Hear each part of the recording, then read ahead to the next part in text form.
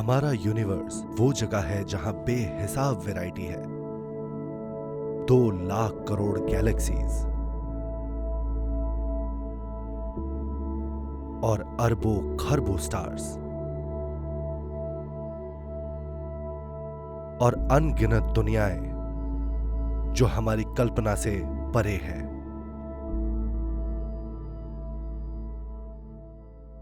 Universe इतना बड़ा है, समझ से इतना परे है, इतना डरावना है कि मुझे लगता है कि हमारे लिए इससे पूरी तरह अनजान रहकर जी पाना ज्यादा आसान होगा।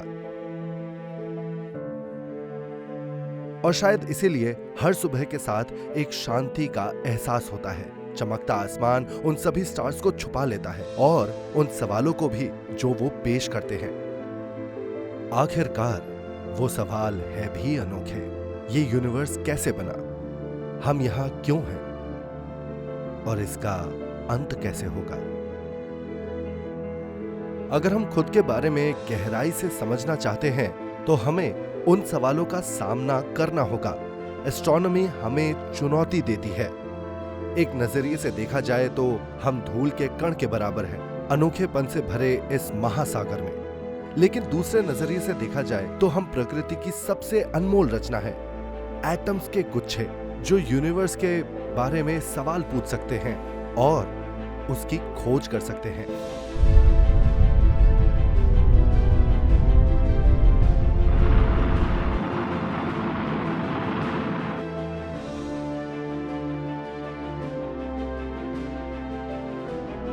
अपने सवालों के जवाब की तलाश में हम अपने प्लेनेट से बहुत दूर निकल गए हैं। प्लेनेट से बहुत आगे स्टार्स तक। हमारे स्पेसक्राफ्ट हम तक कमाल की जानकारी भेज रहे हैं। अनजान दुनियाओं के नजारे, जहां जीवन देने वाली चीजें मौजूद हैं।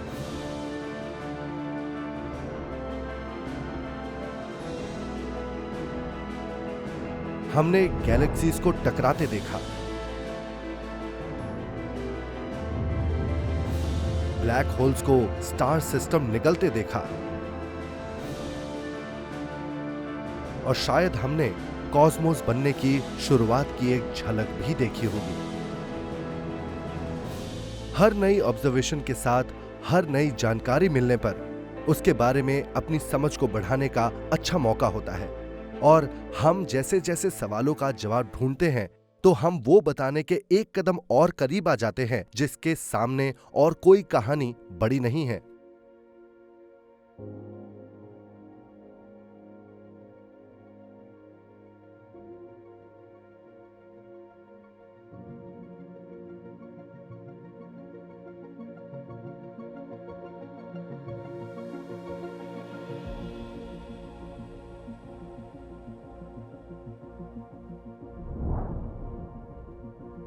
नासा का पार्कर सोलर प्रोब हमारे सबसे नजदीकी स्टार के रहस्यों से पर्दा उठाने के जाबाज मिशन पर है।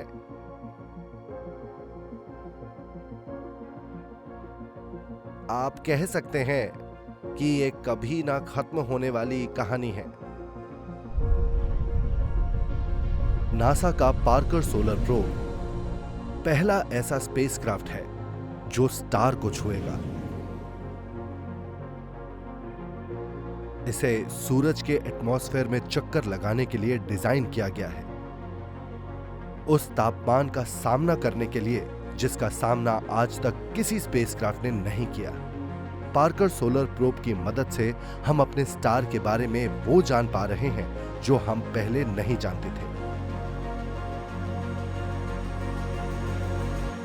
और ये बाकी सभी स्टार की कहानी बताने में हमारी मदद कर रहा है।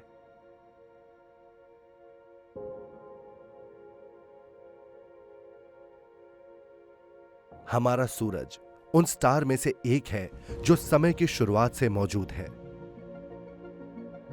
बेहद शक्तिशाली और बड़े ब्लू स्टार्स जिनकी वजह से यूनिवर्स पहली बार रोशन हुआ और उनकी पीढ़ियां जिनके मरने से कॉस्मोस को बेशकीमती एलिमेंट्स मिले, हमारे सोलर सिस्टम को बनाने वाली चीजें,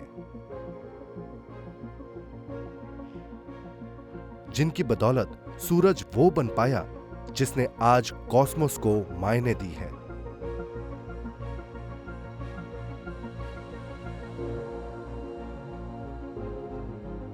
जीवन, आप और मैं।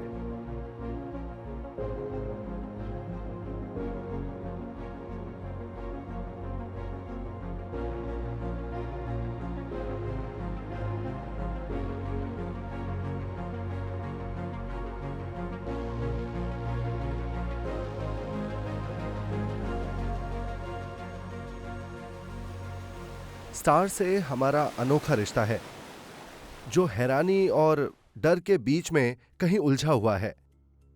हम अपने स्टार्स, अपने सूरज पर ज्यादा ध्यान नहीं देते, क्योंकि हमें सूरज के उगने का पता है। वो रोजाना ईस्ट से उगता है और वेस्ट में डूब जाता है, वो भी बिना हमारी मदद के या हमसे कोई उम्मीद किए। पर कई प्राचीन संस्कृतियों में इसे देवता माना गया है। वो सूरज को देवता मानते हैं, और सूर्य देवता दुनियाओं को बनाने और मिटाने वाले भी हैं। तो वो है क्या? तो मेरे ख्याल से ये साइंस के नजरिए से आज की कहानी है, जो वाकई एक बहुत बड़ी कहानी है। हमारे इस शानदार यूनिवर्स के बनने के 13 अरब सालों की कहानी, जो सूरज को वाकई देवता ही बना देती है।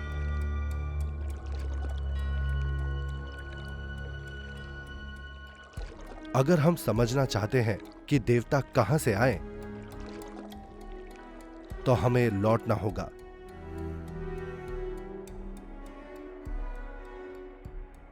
उस दौर में जब स्टार्स पैदा भी नहीं हुए थे।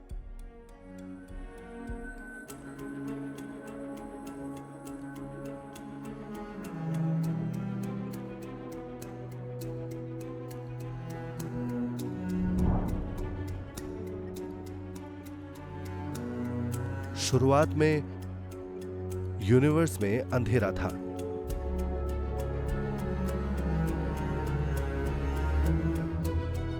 मगर वो खाली नहीं था। इस खाली जगह में कोई चीज तो थी, जो घात लगाए बैठी थी। कॉस्मिक वेब एक बहुत बड़ा स्ट्रक्चर बन गया, जो पूरे यूनिवर्स में फैला था। वो आपस में जुड़े डार्क मैटर के फिलामेंट से जुड़े थे, और ये वो जगह थी जहां ये फिलामेंट आपस में मिलते थे, एक दूसरे को काटते हुए।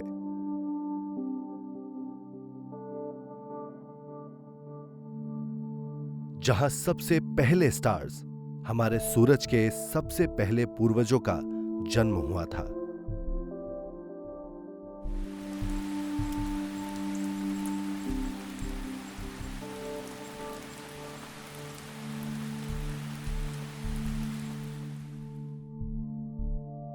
कॉस्मिक वेब कॉस्मोस को संभाले रखने वाले खंबे हैं, बेहद विशाल उलझे हुए स्ट्रक्चर्स जो खाली जगह में फैले हैं। ये वेब असल में ज्यादातर डार्क मैटर का बना है, एक अनोखी चीज जो यूनिवर्स में हर जगह है। हालांकि हमें ये नहीं पता कि वो क्या है। ये फिजिक्स के रहस्यों में से एक है। शायद वो एक खास तरह का पार्टिकल है जो अपने आप से कमजोरी से रिएक्ट करता है, और लाइट से भी, क्योंकि अगर लाइट से रिएक्ट नहीं करता तो दिखता कैसे? तभी नाम है डार्क मैटर। पर यह अपनी ग्रेविटी के जरिए यूनिवर्स पर प्रभाव डालता है, और कॉस्मिक वेब के बीचों बीच ग्रेविटी ने शुरुआती यूनिवर्स बनाने का काम शुरू किया। दो साधारण से एलिमेंट्स को साथ मिलाकर, जो थे हाइड्रोजन और हीलियम, सबसे पहले स्टार को बनाने वाले रॉ मटेरियल्स।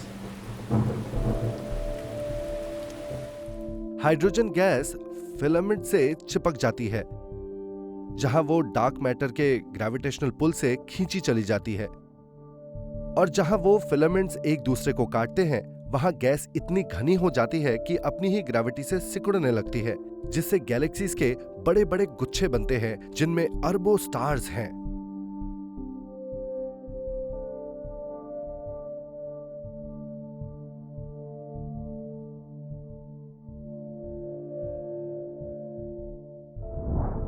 यूनिवर्स एक अनोखे मोड़ पर था। हाइड्रोजन और हीलियम उन जगहों में भरने लगे जहां फिलामेंट एक दूसरे को काटते हुए आगे निकलते थे। वहां गैस के बादल और घने होते गए। गैस के वो बादल भी सिकुड़ने लगे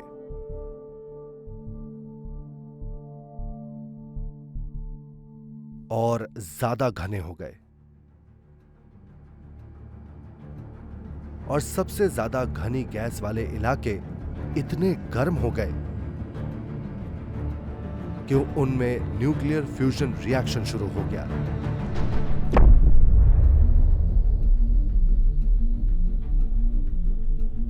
और उस उथल पुथल से सबसे पहले देवता प्रकट हुए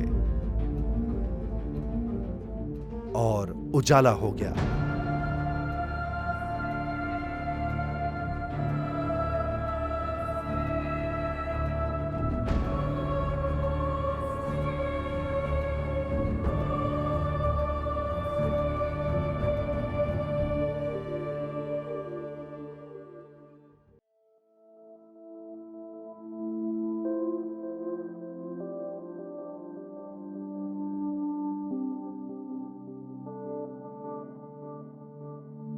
उन स्टार्स ने यूनिवर्स को जगमगा दिया, मगर उनका जगमगाना उनका सबसे कम दिलचस्प पहलू है। जो चीज यूनिवर्स को दिलचस्प बनाती है, जिससे यूनिवर्स को मायने मिलते हैं, वो है जीवन, मैं और आप। और हर तरह का जीवन केमिस्ट्री है, और केमिस्ट्री के लिए चाहिए बेहद अनोखे केमिकल एलिमेंट्स। स्टार्स के बनने से पहले यूनिवर्स में सिर्फ थी हाइड्रोजन और हीलियम। जीवन की शुरुआत के लिए चाहिए कार्बन, ऑक्सीजन और आयरन। वो सभी चीजें बनी थी एक प्रोसेस में, मतलब न्यूक्लियर फ्यूजन, उन स्टार्स के कोर में, या स्टार्स के टकराने से बने हेवियर एलिमेंट्स जैसे गोल्ड। तो स्टार्स के बिना यूनिवर्स के कोई मायने नहीं होंगे, उसका कोई मतलब नहीं रहेगा। वो सिर्फ एक अनजान जगह में गैस का गुब्बारा होगा।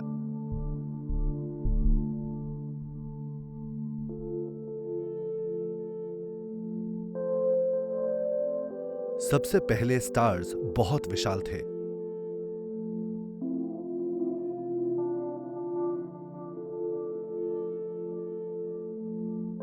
हमारे सूरज के मुकाबले सैकड़ों गुना बड़े। वो इतनी तेजी से जले कि उनकी रोशनी नीली थी, और जिनकी सतह का तापमान 1,00,000 डिग्री से भी ज्यादा था। वो यूनिवर्स में बने अब तक के सबसे बड़े स्टार्स थे, बेहद शक्तिशाली पर अस्थिर स्टार्स।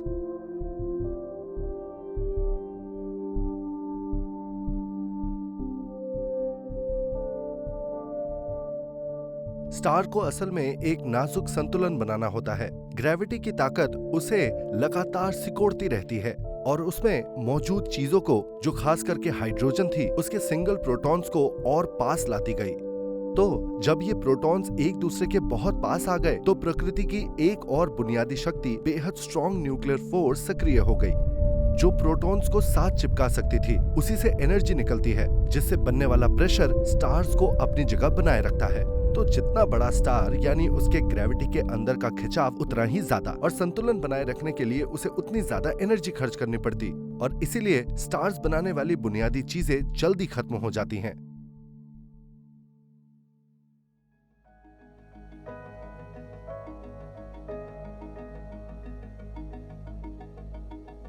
ये विशाल स्टार्स ग्रेविटी के इस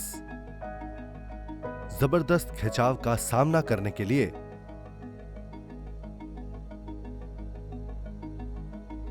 और ज्यादा हाइड्रोजन फ्यूल जला रहे थे ताकि उनका नाजुक संतुलन बना रहे।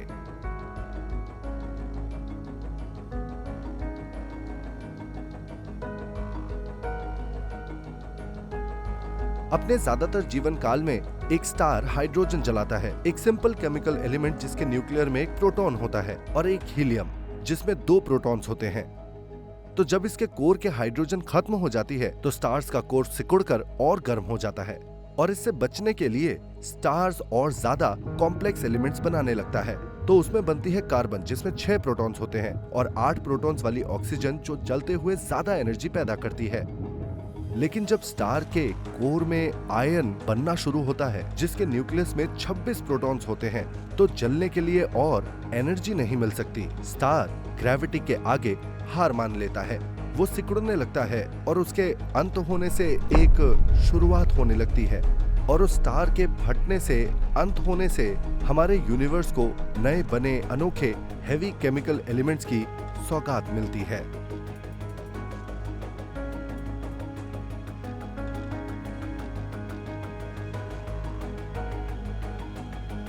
जरा सोचिए, अगर हम समय में पीछे जाकर उन जगमगाते स्टार्स के छोटे से जीवन काल को देख पाते।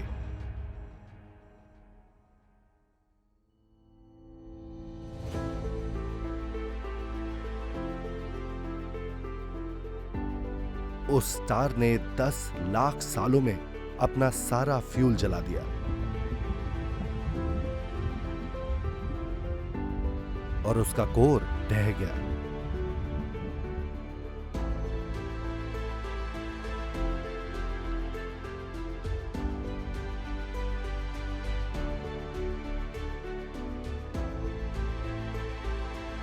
और वो स्टार अंदर की तरफ फटा।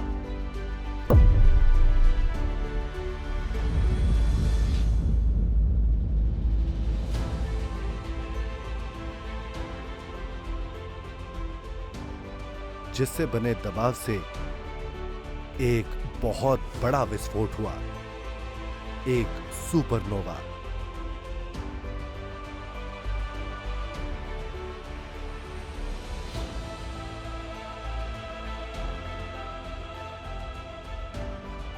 इन शुरुआती स्टार के फटने से कॉस्मोस हमेशा के लिए बदल गया,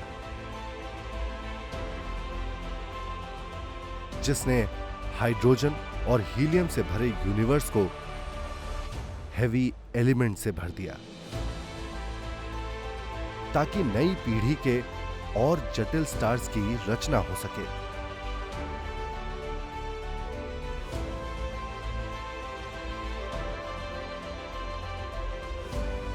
समय के साथ ये एलिमेंट्स इकट्ठे होकर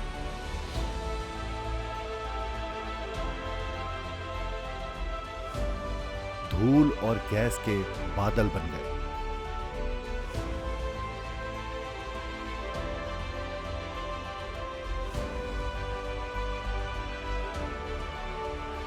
यहीं नई पीढ़ी के स्टार्स का जन्म हुआ।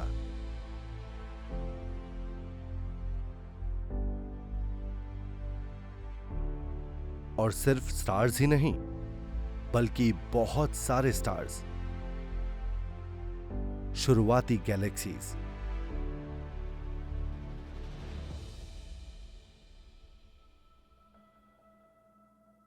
और इस समय तक हमारी गैलेक्सी में शुरुआती स्टार सिस्टम्स बन चुके थे।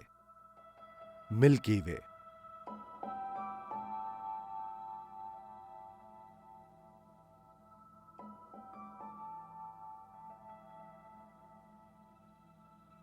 अब यूनिवर्स में और अजीब घटनाओं की शुरुआत हुई। अब यहां कई अलग आकार के स्टार्स थे।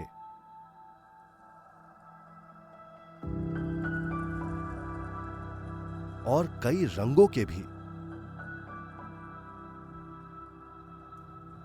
और कुछ नई चीजें भी बन गई थीं।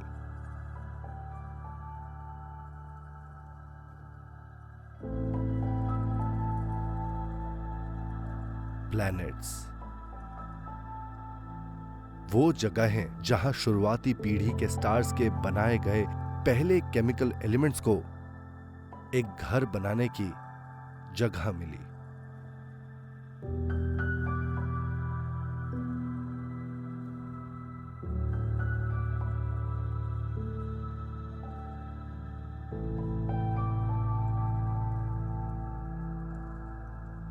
उन शुरुआती स्टार्स के जगमगाने से, जिन्होंने अंधेरे में उजाला किया और हमारे यूनिवर्स को उन मटेरियल से भर दिया जिससे नए स्टार्स का जन्म हुआ, तब से लेकर अब तक अनगिनत स्टार्स बनकर खत्म हो चुके हैं। ब्लू स्टार्स और व्हाइट स्टार्स, सिंगल स्टार्स और डबल स्टार्स और ट्रिपल स्टार्स वाले सिस्टम्स एक दूसरे के चक्कर लगा रहे हैं।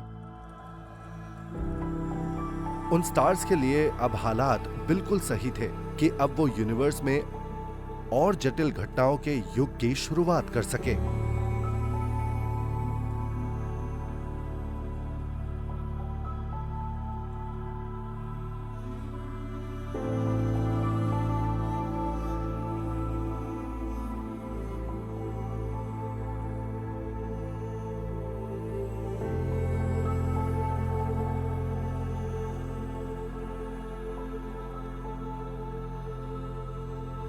हमारा सूरज अपने कई पूर्वज स्टार्स के अवशेषों से बना है।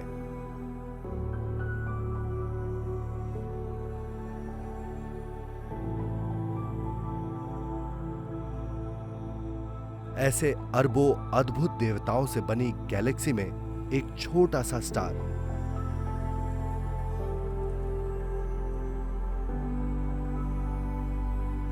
अपने बनने के शुरुआती 10 लाख साल तक तो सूरज अकेला ही था, जो धूल और गैस के बादलों से ढका था। ये धूल धीरे धीरे आपस में चिपक गई। पहले तो छोटे छोटे पत्थर बने, फिर चट्टानें बनी,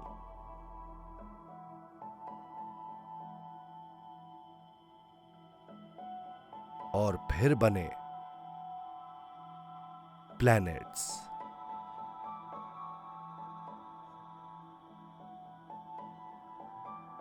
पर शुरू में सभी प्लैनेट्स बेजान चट्टानें थीं।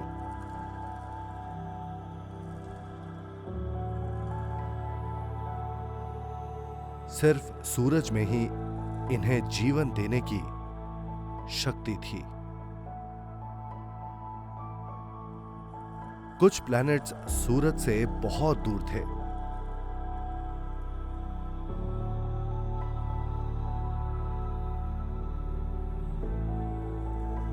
बर्फ के विशाल गोले, जिनकी सतह को देखकर नहीं लगता कि वहां जीवन हो सकता है। कुछ प्लैनेट्स सूरज के बहुत पास बने और उसकी गर्मी में झुलसते रहे। ये बेहद गर्म और वीरान दुनियाएं बन गई। पर हमारे सूरज के परिवार में एक और प्लैनेट भी था, जो किस्मत से ना बहुत दूर था और ना ही बहुत पास।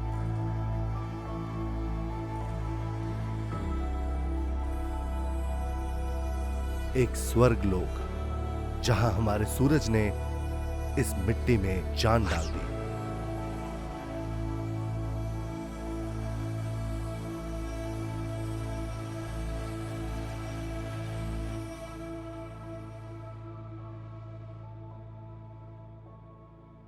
प्लैनेट्स भी स्टार्स के बनने के बाद बचे मटेरियल से ही बने हैं, जिसे आप मलबा भी कह सकते हैं। छोटे छोटे कण जो उसके विशाल लपटों के इर्द गिर्द चक्कर लगा रहे थे। पर प्लैनेट्स यूनिवर्स की वो जगह भी है जहां ग्रेविटी ने शुरुआती पीढ़ियों के स्टार्स के छोड़े गए मटेरियल को जोड़कर ये प्लैनेट्स बनाए, जो स्टार्स को बनाने वाली बुनियादी चीजें हैं। आपको वो चीज मिल जाती है जिससे स्टार्स बनाए जा सकते हैं। इसका मतलब क्या है? तो अपने आसपास देखिए, पृथ्वी पर आपको हर चीज में एक जटिलता नजर आएगी। सिर्फ पहाड़ियों और नदियों में ही नहीं, बल्कि जीवित चीजों में भी। जानवर, पेड़ पौधे और हम इंसान, मानव सभ्यताएं, जो हमारी जानकारी के मुताबिक पूरे यूनिवर्स में सबसे जटिल है। तो आप ये सोचने पर मजबूर हो जाते हैं कि यूनिवर्स में प्राकृतिक तौर पर इतनी जटिल चीज संभव कैसे है।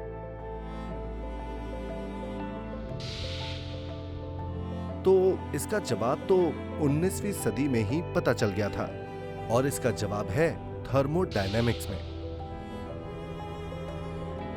19वीं सदी में लोगों की दिलचस्पी स्टीम इंजन्स को बेहतर बनाने में थी, और स्टीम इंजन्स आखिरकार वो मशीन्स थी जिनसे बड़ी बड़ी फैक्ट्रीज चलती थी, जहां लोग और जटिल चीज बना पाए।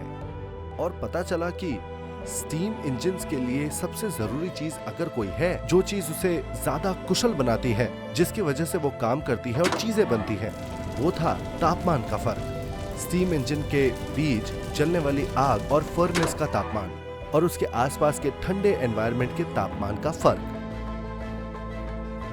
यूनिवर्स में स्टार्स एक ठंडे आकाश में गर्म अंगारे हैं।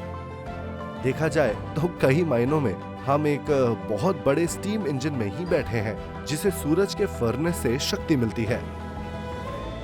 और इसी से हमें समझना चाहिए कि स्टार्स ही वो वजह है जिससे यूनिवर्स इतना जटिल बन जाता है। पर ऐसी जटिल चीज को बनाना भी एक कला है। इसके लिए एक इंजन चाहिए, जो इस मामले में एक स्टार है। एक स्टार जो ज्यादा चमकीला ना हो, एक स्टार जो काफी लंबे वक्त तक जीवन की शुरुआत करने वाली चीजों को लगातार ऊर्जा देता रहे।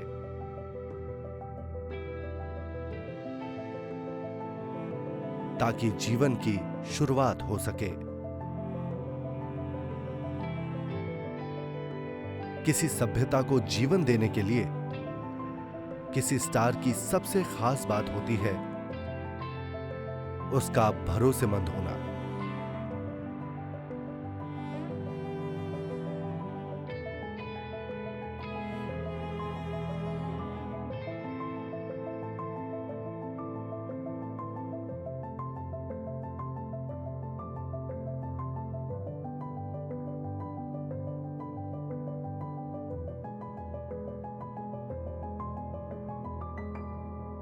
कोई ठीक तरह से नहीं जानता कि पृथ्वी पर जीवन की शुरुआत कैसे हुई।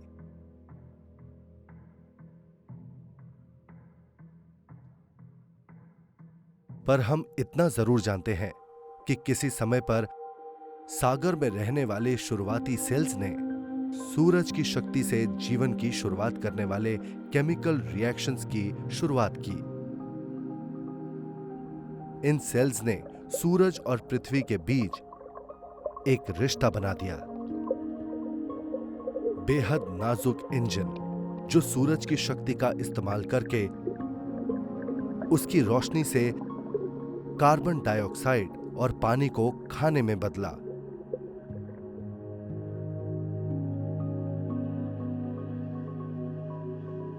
इस प्रोसेस को फोटोसिंथेसिस कहते हैं, जिसे सूरज की जीवन देने की शक्ति मिली और शुरुआती बैक्टीरिया विकसित होकर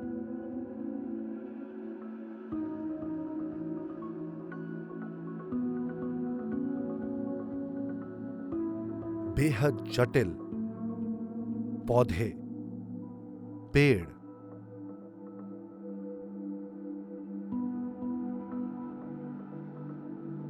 और आखिरकार आप और मैं बने।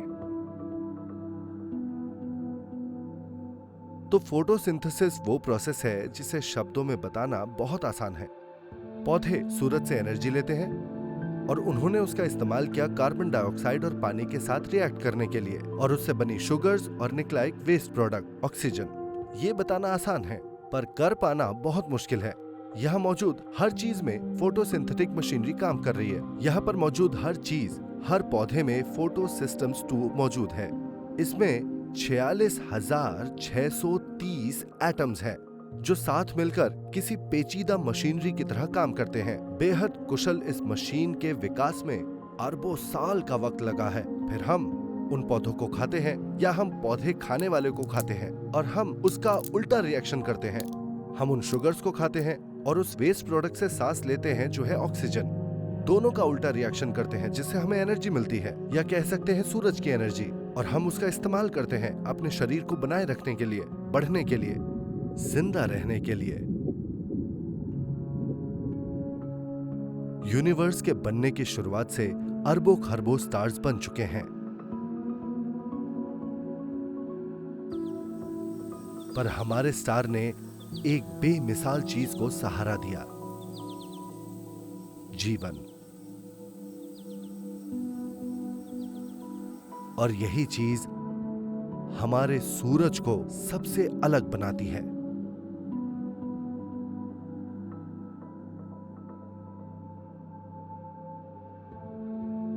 पूरे यूनिवर्स में ये इकलौता स्टार है जिसके ऑर्बिट में एटम्स के गुच्छे आप और मैं चक्कर लगा रहे हैं, जो इसे कहते हैं सूरज, हमारा सूरज।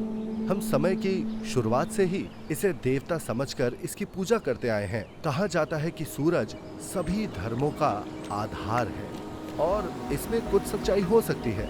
मेरे ख्याल से ये काफी हद तक सच है, क्योंकि हम सब उस सूरज की ही वजह से हैं।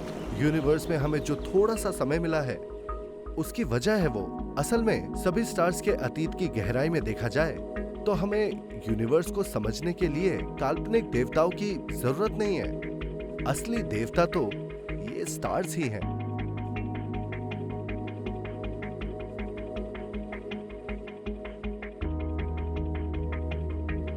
हर जिस चीज को हम चाहते हैं,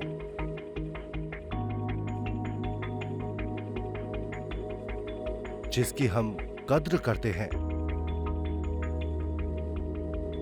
एक सभ्यता की तरह हमारे सबसे बड़े अचीवमेंट्स, उन्हें बनाया और तराशा है इन स्टार्स ने।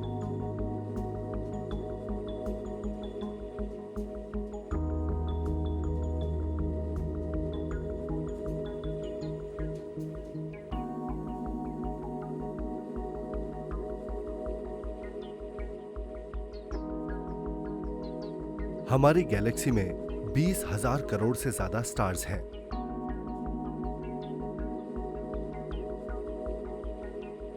और देखे जा सकने वाले यूनिवर्स में 2 लाख करोड़ गैलेक्सीज हैं।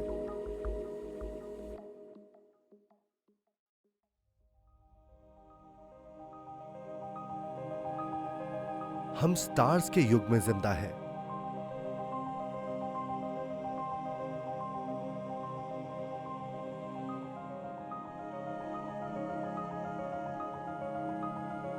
कॉस्मोस में रोशनी और जीवन का एक युग।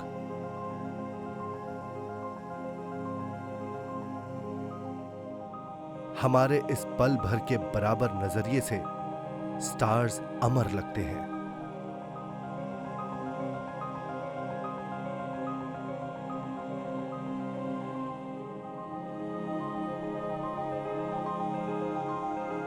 पर देवता भी अमर नहीं है। जहां रोशनी है वहां अंधकार भी है।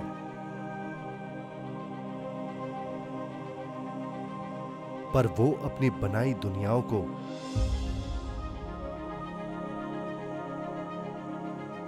बचाए रखने के लिए लड़ते रहेंगे।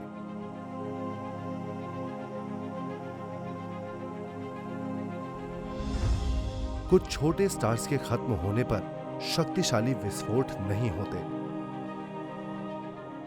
बल्कि वो धीरे धीरे टिमटिमाते हुए बुझ जाते हैं। वो उन बेशकीमती एलिमेंट्स को बचाए रखते हैं जो फॉसिल स्टार्स बनते हुए उन्होंने बनाए थे। और जब यूनिवर्स में और ज्यादा फॉसिल्स आते हैं तो जीवन देने वाले एलिमेंट्स इकट्ठे होकर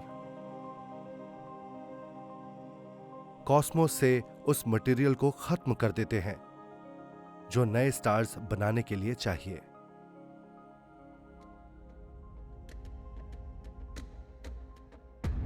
उम्र के मामले में स्टार्स अमर लग सकते हैं, पर उनकी भी शुरुआत हुई थी, तो फिर उनका अंत भी होगा। यूनिवर्स की टाइमलाइन के बारे में सोचिए और सोचिए कि ये यूनिवर्स की शुरुआत है, द बिग बैंग, 1380 करोड़ साल पहले। उसके 10 करोड़ साल के कुछ समय बाद शुरुआती स्टार्स बने। इस स्केल पर 1 सेंटीमीटर में 2 करोड़ साल समा जाएंगे और फिर 400 करोड़ साल बाद स्टार्स के बनने की दर में बहुत तेजी आ गई और तभी सबसे ज्यादा नए स्टार्स बने। और फिर 900 करोड़ साल बाद जन्म हुआ सूरज का। और देखिए आज 1380 करोड़ साल के बाद हमारा सूरज अपना आधा जीवन जी चुका है। अब सिर्फ 500 करोड़ साल बाद सूरज दम तोड़ देगा, पर नए स्टार्स बनते रहेंगे और यूनिवर्स में मौजूद पुराने स्टार्स, छोटे छोटे स्टार्स जगमगाते रहेंगे। और हमें लगता है कि जब आखिरी स्टार चमकना बंद कर देगा तो यूनिवर्स में अंधेरा होगा और उसके लिए लगेंगे 10 लाख करोड़ साल। इस स्केल पर यह बिग बैंग से सिर्फ 5000 मीटर दूर है। पर यह यूनिवर्स का अंत नहीं है। जहां तक हमें पता है, यूनिवर्स हमेशा फैलता ही रहेगा और इसलिए किसी स्टार की चमक यूनिवर्स के अनंत इतिहास में एक छोटा सा पल है। और इस तरह अंधकार बार बार छाता रहेगा और अंधेरा ही अंधेरा होगा। जाहिर है स्टार्स गायब नहीं होंगे, वो आने वाले कई युगों तक यहां रहेंगे। पर समय के साथ यूनिवर्स में अंधकार छाता चला जाएगा और वो ठंडा और खाली होता जाएगा।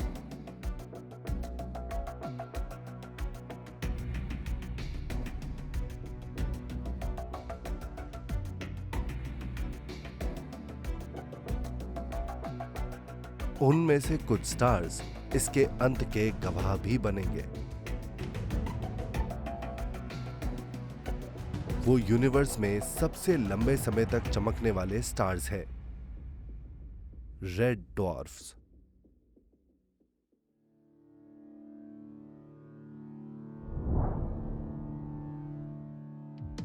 ट्रैपिस्ट-1 उन प्राचीन स्टार्स में से एक है।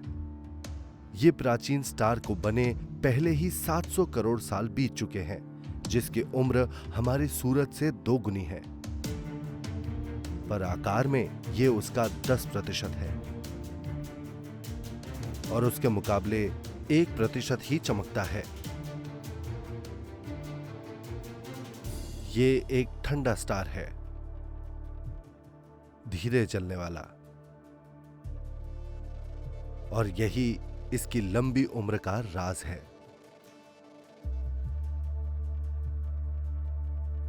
क्योंकि ये स्टार्स धीरे जलते हैं, रेड ड्वार्फ्स काफी लंबे समय तक जिंदा रहते हैं,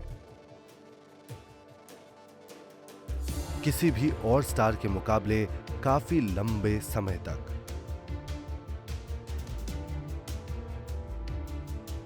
हमारे सूरज की ही तरह ट्रैपिस्ट-1 के भी अपने प्लैनेट्स हैं, 7 पथरीले प्लैनेट्स,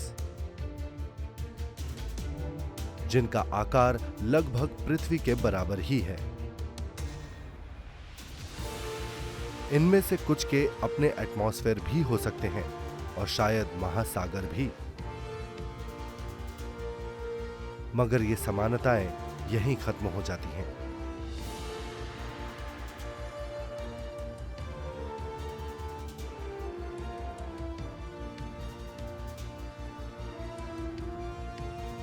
क्योंकि ये अजीब दुनियाएं हैं।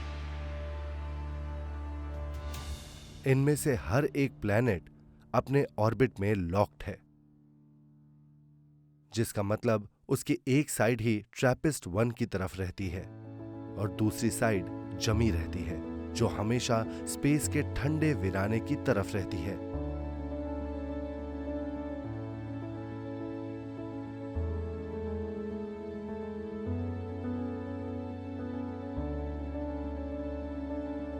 अगर हम इन प्राचीन दुनियाओं में से किसी एक की सतह पर खड़े हो सके,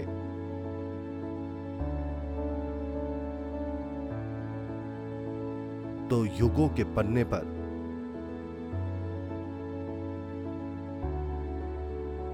आप कॉस्मोस के भविष्य को हकीकत में बदलते देख सकेंगे।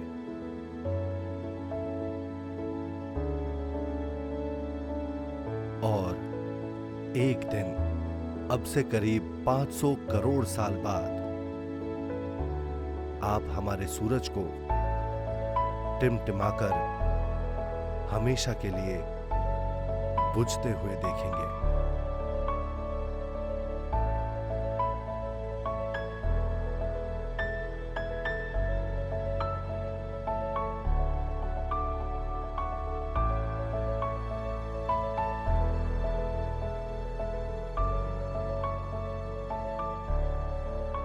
शायद हमारे सूरज के दम तोड़ने से कोई खास फर्क नहीं पड़ेगा।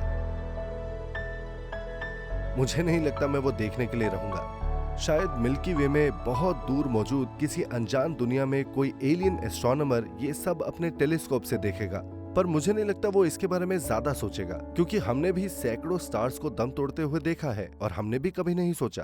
पर मुझे लगता है कि हमारे सूरज के दम तोड़ने से फर्क पड़ेगा, यहाँ इस छोटे से हिस्से में, इस गैलेक्सी के, क्योंकि ये इतिहास के उस बेमिसाल समय का अंत होगा जिसने हमारी गैलेक्सी को मायने दिए, जहाँ साइंस और लिटरेचर, आर्ट और पोएट्री और म्यूजिक था, और ये मायने रखता है। मेरा मतलब, ये मायने अमर क्यों होने चाहिए? ये जीवन के रूप में मिला थोड़ा सा समय है जो इसे बेशकीमती बनाता है। सबसे कमाल की बात यह है कि हमारे स्टार ने इस प्लेनेट पर प्रकृति के नियमों से एक शानदार रचना की, एक ऐसी रचना जो आपको किसी दूसरे प्लेनेट पर नहीं मिलेगी। आप, मैं और ये सब।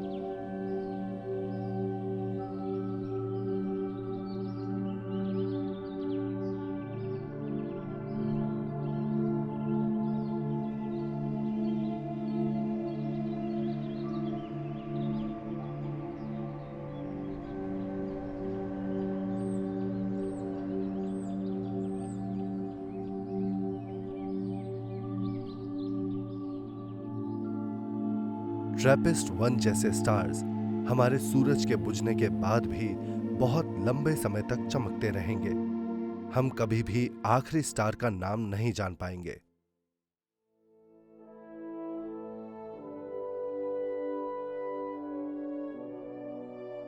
मगर हम जानते हैं कि आखिर तक चमकने वाला स्टार एक रेड ड्वार्फ होगा।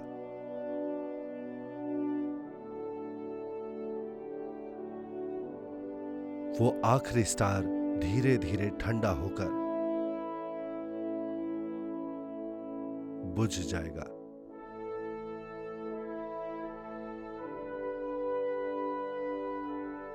उसके दम तोड़ने पर हमारा यूनिवर्स एक बार फिर से बिना रोशनी,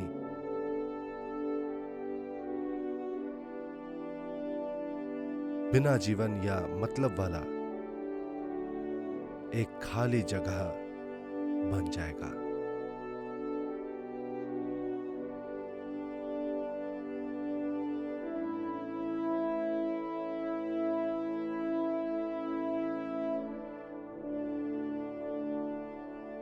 स्टार्स ने यूनिवर्स को जगमगाया और उसके सबसे पेचीदा स्ट्रक्चर्स को बनाया, और एक दिन ये सब कुछ खत्म हो जाएगा। ये स्टार्स देवता हैं, पर ये देवता अमर नहीं है, और जब समय आएगा जब आखिरी स्टार्स भी बुझ जाएंगे, तो उनके साथ जीवन की हर संभावना और यूनिवर्स के मायने भी खत्म हो जाएंगे, और वो एक बहुत बड़ी विरासत छोड़ जाएंगे, क्योंकि यूनिवर्स के बहुत ही लंबे और सुनहरे इतिहास में इन स्टार्स ने अंधेरे में रोशनी पैदा की और इन्होंने हमें भी चमकने का मौका दिया।